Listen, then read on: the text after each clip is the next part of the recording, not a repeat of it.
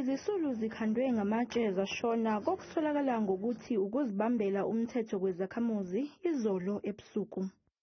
On the morning of the 22nd of January 2024, the police attended to a complaint of murder in Rubber Ridge.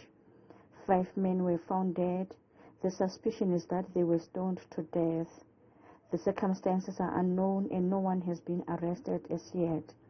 A case of murder with 5 counts is opened for further investigations. Imindeni yezisulu ikhungathekile kunzima nokubhekana nalesi sigameko esinesihluku isashaqekile. Ngizwa ubuhlungu kakhulu futhi ngiyazisola ukuthi ubebuyelani kule ndawo. Ukube nje akabuyanga ngaba kashonanga. Ushiye ingane neminyaka 2 futhi angazi ukuthi ingane yakhe izokhula kanjani njengoba engasekho.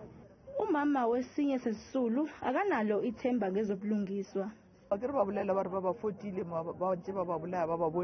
Abantu bathi babonile abenze lokhu futhi banezithombe zabo, kodwa nje ngiyabona ukuthi leli cala lizofana nalawo okugcina ngaboshwa ngamuntu kuwo.